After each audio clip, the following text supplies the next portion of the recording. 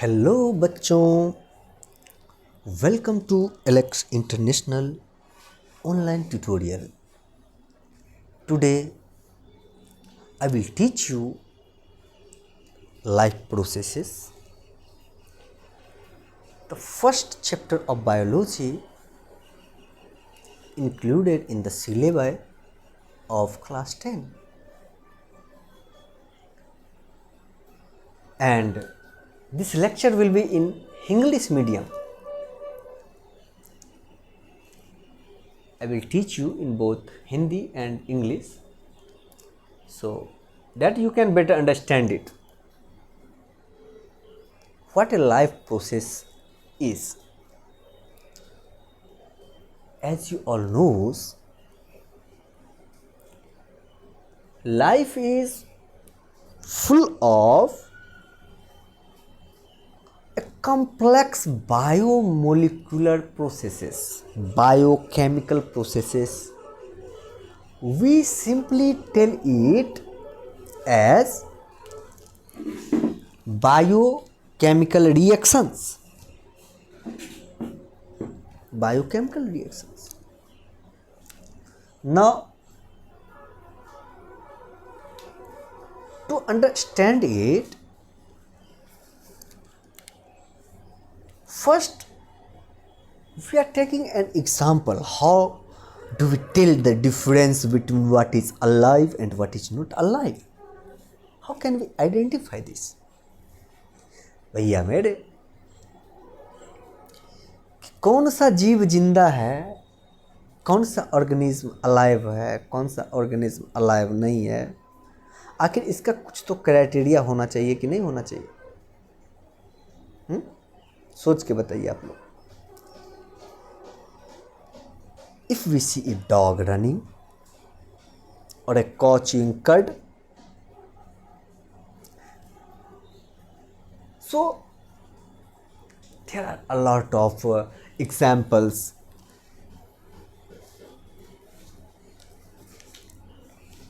We would still think that some phenomenon in the universe shows some individual as living creature in this sphere, whereas a lot of the things are non-living due to restrictions of their limited features, inability of biochemical, biophysical processes.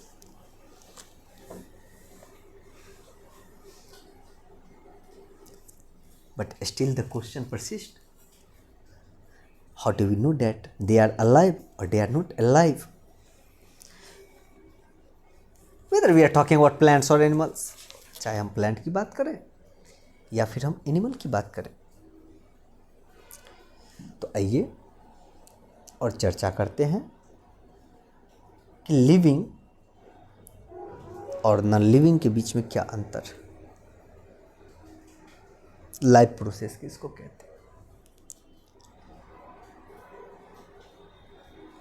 Life process, when we are talking about life process, तो इसको सबसे पहले तो इसका definition जानने का कोशिश करेंगे कि भैया लाइफ प्रोसेस का क्या कुछ डिफिनीशन होगा. अगर इसका कुछ डिफिनीशन है तो वो क्या है? इसका सबसे बेस्ट डिफिनीशन है the maintenance function of living organism must go on. The maintenance process, the maintenance function. What is the maintenance function? You must have a question in your mind that what is maintenance function? Maintenance means what? Maintenance means what? If you are living in a room, the cleansing of room is maintenance function. Wiping your floor, wiping your kitchen, maintaining electricity bill, It's all maintenance function. Similarly, in our body, there is constantly need of energy. There is constantly need of energy.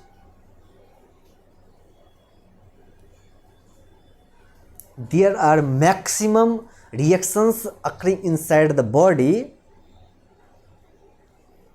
need water,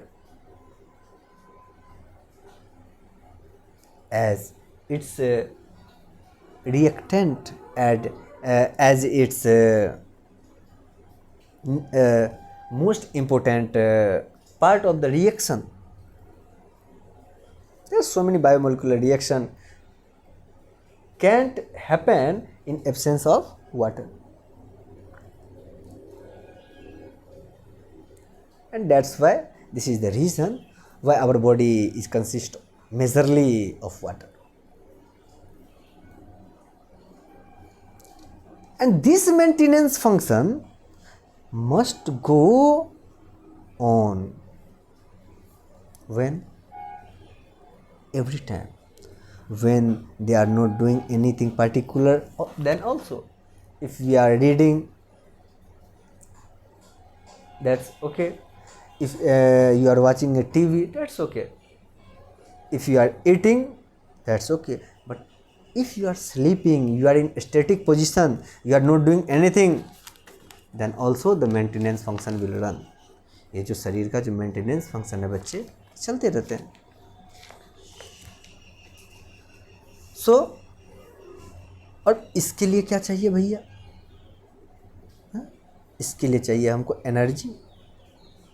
और वो energy कहाँ से आएगा?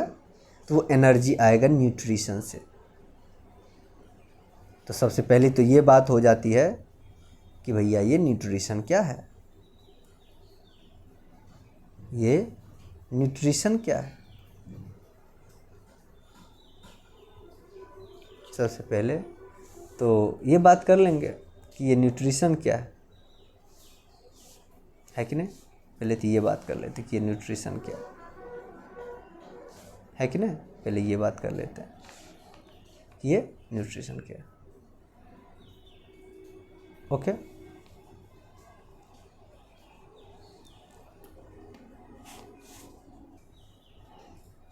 Got it.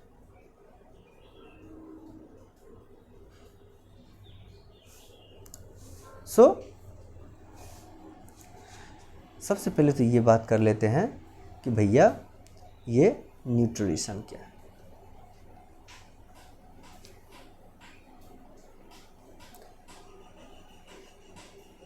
आप यहाँ पे एक picture देख रहे हैं. ये जो यहाँ पे आपके सामने में एक पिक्चर अवेलेबल है. This picture is of human alimentary canal. ध्यान से देखिए इसको. और इस पिक्चर में हम ये देख रहे हैं कि ये जो पार्ट है जिसको हम लोग बक्कल कैविटी कहते हैं या ओरल कैविटी कहते हैं या माउथ कहते हैं, जहाँ पे प्रेजेंस ऑफ टंग है, यहाँ से ले कर के और ये जो फूड है, इस फूड का यात्रा शुरू हो जाती है स्टोमक के पास में, देन स्मॉल इंटेस्टाइन के पास में, देन लार्ज इंटेस्टाइन के पास में, और फिर एनल एस्फिंक्टर के होते हुए ये जो रेसिड्यू है वो बाहर निकल जाता है.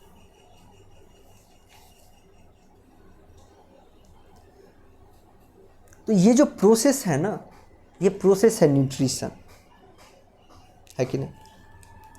कौन सा प्रोसेस? तो भैया ये भोजन को ग्रहण करने के से लेकर के और उसके डाइजेशन तक का है ना. नाउ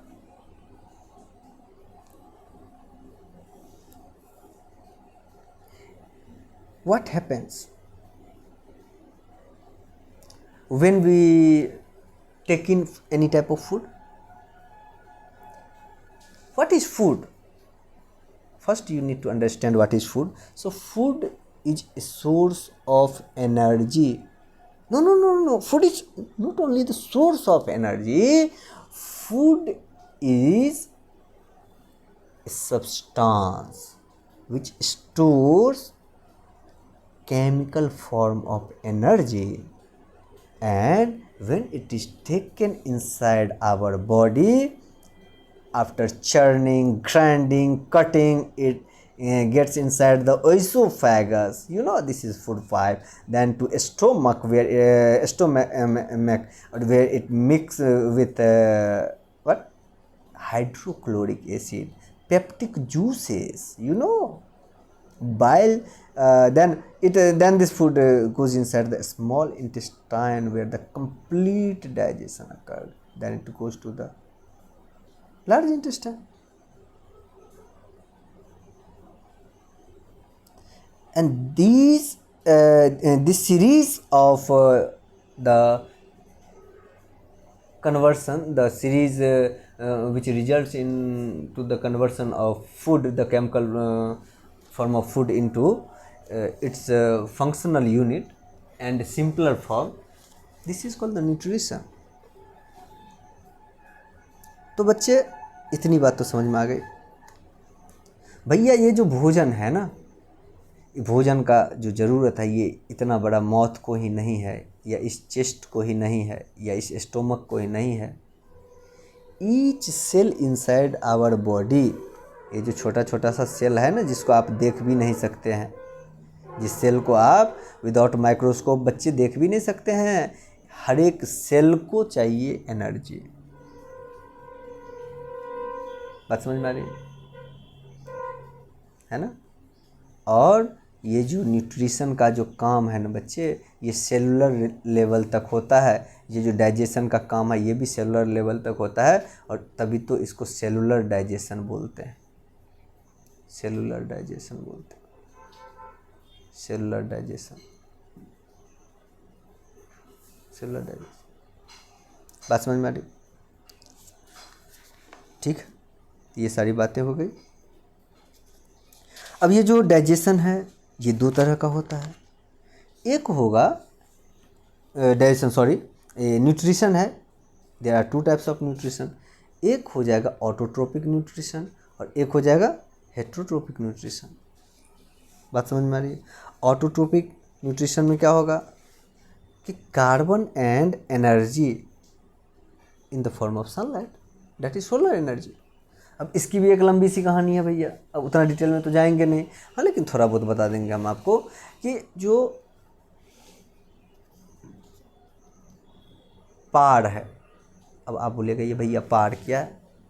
ये है फोटोकेमिकली एक्टिव रेडिएशन। जैसे सूरज है ना, जैसे मान लीजिए एक सन है, अब सन से जो भी रेडिएशन सब आते हैं, इसमें से जो फोटोकेमिकली एक्टिव रेडिएशन है, उसको जो पौधा की पत्ती होती है, लीव्स ऑफ प्लांट, उसको क्या करते हैं, उसमें स्टोमाटा होता है, बताएंगे अभी स्टोमाटा की भी बात करेंगे, वो उसको ट्रैप कर लेता है कि नहीं, और वो फिर फोटोसिंथेसिस के प्रोसेस से फूड को तैयार करता है।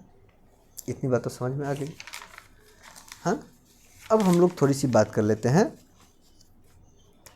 कि ये जो आपके सामने में पिक्चर बना हुआ है एलिमेंट्री कैनाल का, तो ये क्या है? एलिमेंट्री कैनाल किसको कहते हैं? तो ये जो एलिमेंट्री कैनाल की आप बात करते हैं, तो एलिमेंट्री कैनाल बेसिकली एक लॉन्ग ट्यूब है जो कि माउथ से एनस तक को जाता है।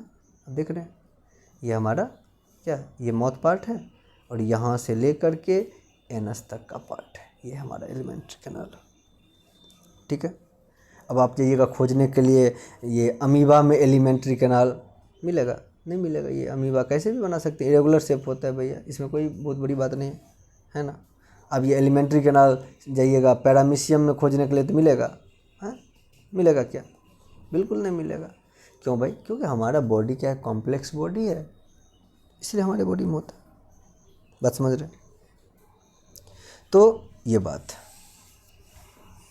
इसके आगे अगर हम बात करें, हमारे माउथ में बक्कल कैविटी में यहाँ पे सैलिवरी ग्लैंड होता है, यहाँ पे सैलिवरी ग्लैंड होता है जो सलाइवा प्रोड्यूस करता है, और जो स्टार्च का जो डाइजेशन है वो यहीं पे स्टार्ट हो जाता है। सबसे पहला अगर कोई पॉइंट है जहाँ पे डाइजेशन स्टार्ट होता है तो दैट इज़ नॉट ओइसोफेगस और स्टोमक और anything else, that is our mouth, oral cavity. इतनी बात तो समझ में आ गई। इसके आगे देखिए, इसके आगे देखिए। अब यहाँ से क्या होता है, तो जब आगे की यात्रा करते हैं तो हम देखते हैं कि अब तो भैया सलीवा अपना काम कर दिया।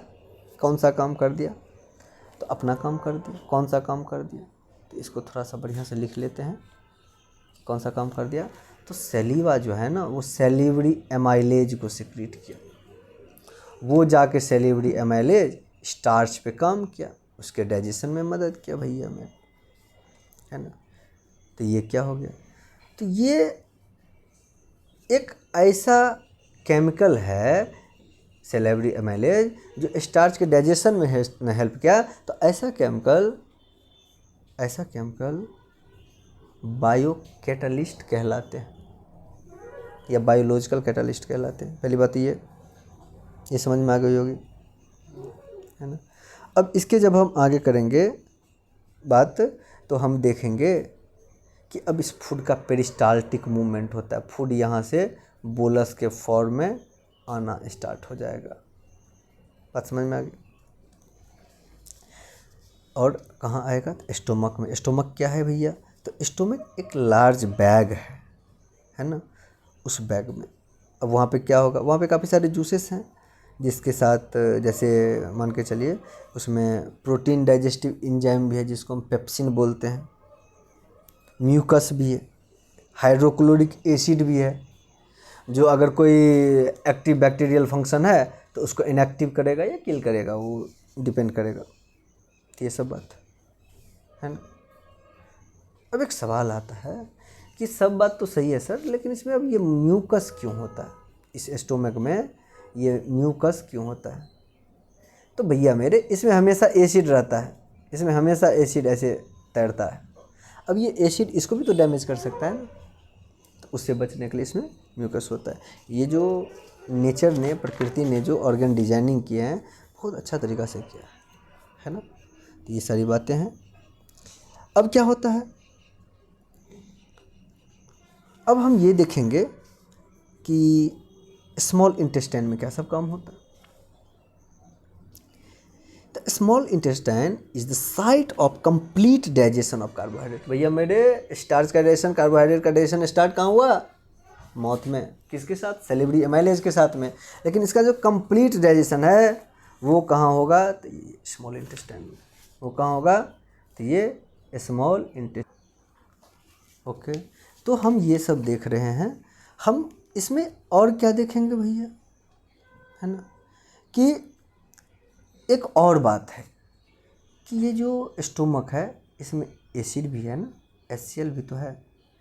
ये क्या करेगा, तो अब देखिए the food coming from the stomach is acidic, है ना। अब स्मॉल इंटेस्टाइन की बात कर रहे हैं, तो यहाँ से जो फूड यहाँ से आ रहा है स्मॉल इंटेस्टाइन में, तो वो उस फूड का नेचर क्या है, वो फूड कैसा है भैया, तो एसिडिक इन नेचर है। अब इसको बनाना पड़ेगा एल्कलाइन इन नेचर। अब ये क्यों करना पड़ेगा, एल्कलाइन क्यों करना पड़ेगा, क्योंकि अगर आप डिसिप्लिन मेंटेन कीजिएगा तो टीचर आपको पढ़ाएंगे, ये रूल है ना। तो ऐसे ही अगर एल्कलाइन रहेगा तो जो पेनक्रियाटिक जूस है, पेनक्रियाज से निकलने वाला जूस, उस पर काम करेगा। अगर वो अब ये एल्कलाइन मीडियम नहीं रहेगा तो पेनक्रियाज काम नहीं करेगा। तो पेनक्रियाज को तो काम कराना है। बात समझ रहे हैं कि नहीं समझ रहे हैं। दूसरी बात क्या है, लीवर से बाइल जूस निकल रहा है। लीवर की तारीफ़ कीजिए भैया, लीवर की तारीफ़ क्या है, तो liver is the largest gland in our body. Yes of course. Liver क्या करेगा, तो बाइल जूस, बाइल क्या काम करेगा, तो फैट का डाइजेशन का काम करेगा। बड़े क्लास में आप जाइएगा तो आप पढ़िएगा कि ये जो बाइल है, बाइल को भी दो तरीके से, दो पार्ट में बांटते हैं। एक हो जाता है बिलिरुबिन, एक हो जाता है बिलीवर्डिन, है ना। तो ये सीनियर क्लासेस में आप लोग ये सब चीज़ पढ़िएगा कि बिलिरुबिन क्या होता है, बिलीवर्डिन क्या होता है। बात समझ में आ रही है। इसके आगे की जब हम बात करते हैं तो हम देखते हैं कि बाइल से ये लीवर से बाइल सिक्रेट होता है, फैट्स के डाइजेशन में हेल्प करता है। फैट्स का डाइजेशन कैसे होगा, तो फैटी एसिड प्लस ग्लिसरॉल में। इसके आगे जब हम बात करेंगे, इसी को इमल्सिफिकेशन ऑफ फैट भी बोलते हैं। एक और बात, हाँ, इसी को इमल्सिफिकेशन ऑफ फैट भी बोलते हैं। तो पेनक्रियाज सेक्रेट पेनक्रियाटिक जूस। हाँ, अब इसकी एक कहानी करते हैं, पेनक्रियाटिक जूस की थोड़ी सी अच्छी कहानी करते हैं कि भैया ये पेनक्रियाटिक जूस की क्या तारीफ है। अब जो ये पेनक्रियाटिक जूस है, पेनक्रियाटिक जूस में ट्रिप्सिन प्रेजेंट रहता है। ट्रिप्सिन क्या काम करेगा भैया, तो trypsin helps in the digestion of protein, और इसमें लाइपेज भी होगा जो क्या काम करेगा, लिपोसब्दी फैट से है संबंधित, तो ये बात तो आपको पता होगा। तो लाइपेज क्या करेगा, इमल्सिफिकेशन ऑफ फैट में हेल्प करेगा। हाँ, बात समझ में आ रही है। The enzyme present in it finally convert the protein to amino acid. इसी में प्रोटीन एंजाइम प्रेजेंट रहता है जो प्रोटीन को क्या करता है, किसमें, तो अमीनो एसिड में कन्वर्ट कर देता है। कोई दिक्कत है आपको तो बताइए।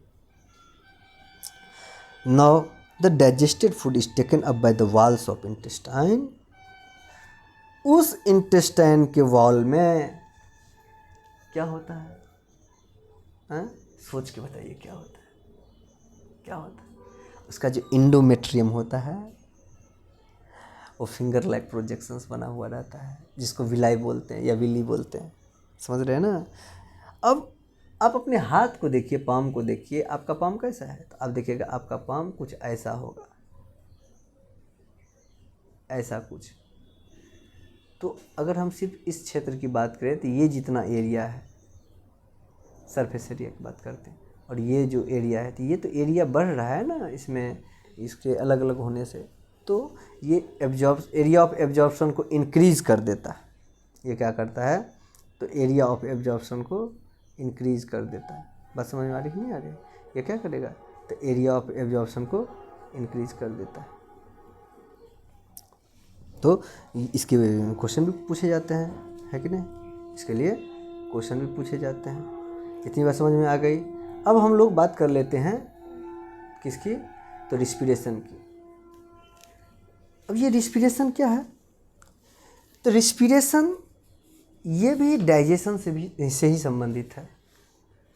जब फूड का डाइजेशन होता है, उस डाइजेशन के टाइम पे डाइजेशन, जो डाइजेस्टेड फूड है ना, जैसे सपोज कीजिए डाइजेशन हो गया, तो जो कार्बोहाइड्रेट है वो क्या बन गया, ग्लूकोज बन गया। अब जो उस ग्लूकोज से जो एनर्जी बनेगा, तो वहाँ पे क्या होना है, रिस्पिरेशन होना है। अब वहाँ पे क्या होना है, वहाँ पे रिस्पिरेशन होना है। अब इस रिस्पिरेशन के लिए क्या चाहिए भैया, ऑक्सीजन चाहिए। तो इस ऑक्सीजन को लाने में मददगार होता है ये लंग्स, ये हमारा लंग्स है। इसमें ये हमारा diaphragm, alveolar sac, bronchioles, bronchi, हाँ, इसके अंदर की हम पिक्चर देखेंगे तो अल्वियोली, रिस्पिरेटरी ब्रोंकियोल्स, है ना। तो यहाँ पे हम नोस्ट्रिल से क्या करते हैं, तो एयर इनहेल करते हैं, है ना। ये है हमारा रिंग्स ऑफ कार्टिलेज, ये है हमारा ट्रेचिया, ध्यान से देखिए, ये ट्रेचिया है। बात समझ में आ रही कि नहीं आ रही, ये हमारा लंग्स। तो ये बात है। अब जो ये ग्लूकोज का ब्रेकडाउन की बात अब आ गई, ग्लूकोज का फार्मूला क्या होता है, ग्लूकोज का फार्मूला हो जाएगा C6H12O6। आपने फोटोसिंथेसिस के प्रोडक्ट के रूप में भी इसको देखे होइएगा, है ना। अब इस फोटो को आप देखिए, ये क्या है, अभी मैंने बताया C6H12O6। इसका मतलब क्या होगा, ग्लूकोज एक 6 कार्बन मॉलिक्यूल है। कहाँ है भैया, साइटोप्लाज्म। अब 3 तरीके से इसका डाइजेशन हो गया, मतलब डाइजेशन बोलना है, सॉरी, हाँ बोल सकते हैं, डाइजेशन क्यों नहीं बोल सकते हैं, मतलब इसका ब्रेकडाउन हो गया, इसका कैटालिसिस हो गया, और इससे जो एनर्जी बनने की बात है। एक कंडीशन ले लीजिए कि आप दौड़ रहे हैं बहुत तेज, आपका पैर दर्द करने लग गया, कारण क्या है भैया, आपको ऑक्सीजन चाहिए ज़्यादा। अब ऑक्सीजन उतना जल्दी से प्रोवाइड हो नहीं रहा है, आप जल्दी सांस भी ले रहे हैं फिर भी नहीं प्रोवाइड हो रहा है, और ज़रूरी तो है, उस टाइम आपको एनर्जी चाहिए, बॉडी को तो एनर्जी चाहिए ना, तो वो एनर्जी आपको उस टाइम क्या होता है, तो बिना ऑक्सीजन का इसका ब्रेक डाउन होगा। ये कार्बन 6 मॉलिक्यूल जो है, ये मतलब ये ग्लूकोज का ऑक्सीजन के एब्सेंस में, और उसमें लैक्टिक एसिड बनेगा और एनर्जी रिलीज होगा। तो ये काम कहाँ होगा, ये बहुत इंपॉर्टेंट है, ये मसल में होगा, मसल सेल में। इसके लिए जब आप दौड़ के आते होइएगा तो आपका मसल पेन करता होगा, अब बहुत ज़्यादा लिखते होइएगा आपका हाथ का मसल पेन करता होगा, अब बहुत ज़्यादा क्रिकेट खेल लीजिए तो भी यही सीन है। तो ये बात है, एक केस देख लिया। एक और केस है जिसमें मसल पेन नहीं होता है, लेकिन वहाँ भी बिना ऑक्सीजन के ही रिस्पिरेशन का प्रोसेस हो जाता है। आप देखे होइएगा पाम जूस अगर कहीं पे बेचा जाता है, अगर आप उसके आस पड़ोस में रहते हैं तो आप देखे होइएगा कि एकदम गंदा गंदा सा स्मेल आता रहता है। भैया क्यों?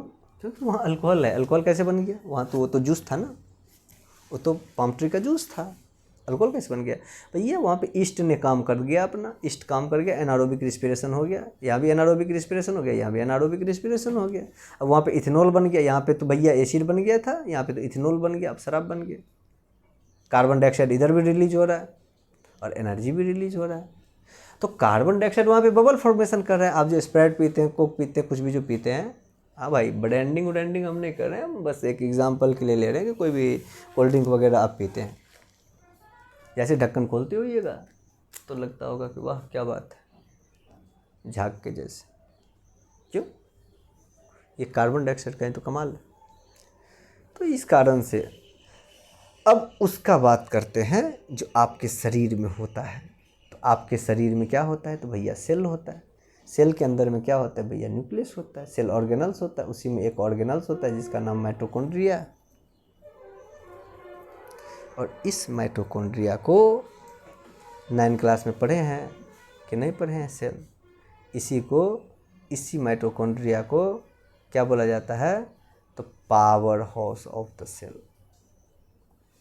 अगर आप पढ़े होइएगा पावर हाउस ऑफ सेल क्यों बोला जाता है भैया? क्योंकि पावर जनरेशन तो यहीं पे हो रहा है ना, उस केमिकल एनर्जी से जो फंक्शनल फॉर्म में जो एनर्जी है ये तो मिल रही है। कैसे मिल रही है? तो ये ऑक्सीजन का कमाल है। ऑक्सीजन के प्रेजेंस में ये चीज़ होता है, जिसमें कार्बन डाइऑक्साइड रिलीज होता है, वाटर रिलीज होता है। 686 किलो कैलोरी एनर्जी भी रिलीज होती है एक ग्लूकोज के मॉलिक्यूल से। ये बात समझिए, ये बात समझ में आ गया। और जैसे ही एनर्जी रिलीज हुआ, ये बहुत अच्छी सी बात है यहाँ पे कि जैसे ही एनर्जी रिलीज हुआ है ना, कहाँ भैया? अभी मैंने थोड़ी देर बात किया था ना सेलुलर रिस्पिरेशन के लिए, उसी टाइम मैंने सेलुलर डाइजेशन भी बोला था, बस ऐसे ही ये सेलुलर रिस्पिरेशन इसी की बात मैं कर रहा था। जैसे ही एनर्जी रिलीज हुआ कि वैसे ही एक एटीपी का सिंथेसिस हो जाता है ना। जैसे एनर्जी रिलीज हुआ, जितना एनर्जी रिलीज होगा उसी हिसाब से वो अपना एटीपी बना लेगा। अब आपके दिमाग में चक्कर काट रहा होगा ये एटीपी क्या है? तो इसको बोलते हैं एडिनोसिन ट्राइफॉस्फेट। अभी बात नहीं करेंगे। अच्छा यह दिया हुआ है, वेरी गुड, बाद में करेंगे बात। और ये एटीपी जब टूटता है ना तो फिक्स अमाउंट ऑफ एनर्जी क्या होता है? निकलता है, और वो जितना भी इंडोथर्मिक रिएक्शन है उसको एक्सीलरेट करने में काम करता है। इंडोथर्मिक रिएक्शन क्या होता है भैया? बायो मतलब नोटे बायो, बायो मतलब केमिस्ट्री भी, बायो मतलब फिजिक्स भी। कितने सारे तो फिजिसिस्ट हुए हैं जो बायो में रिसर्च कर गए। तो बायो का मतलब आप सिर्फ बायो मत समझिए, इसीलिए आपको बायो समझ में नहीं आती है। देखिए रिएक्शन होता है ना, रिएक्शन 2 तरह का होता है। एक होता है इंडोथर्मिक रिएक्शन, एक होता है एक्सोथर्मिक रिएक्शन, जिसमें हीट लगा, एनर्जी लगा। थर्म मतलब क्या होता है? हीट ना। थर्म मतलब हीट, थर्म लगा, हीट लगा। इंडोथर्मिक हीट रिलीज हुआ, एक्सोथर्मिक एटीपी की बात करें, एटीपी क्या है, तो एनर्जी करेंसी बोला जाता है इसको, है ना। किसके लिए, तो मोस्ट सेलुलर प्रोसेस के लिए। अब एटीपी की कहानी देखिए, कुछ ऐसा है कि the energy release during the process of respiration is use to make an ATP. यही बात मैंने सेम सेंटेंस मैंने शायद बोला होगा, है ना। Form ADP and inorganic phosphate like this, है ना। So endothermic process in the cell, ध्यान से देखिए, हाँ, when terminal phosphate linkage in ATP is broken using water. देखिए वाटर की कहानी, आज मैंने वाटर की भी बात की होगी। देखिए यहाँ पे कि वाटर कितना इम्पोर्टेंट है। तो भैया मेरे क्या होता है आप खुद ही देखिए। अब हम क्या बताएं, 30.5 किलो जूल पर मोल एनर्जी रिलीज होता है ना। तो अब आप ये बात समझ सकते हैं कि भाई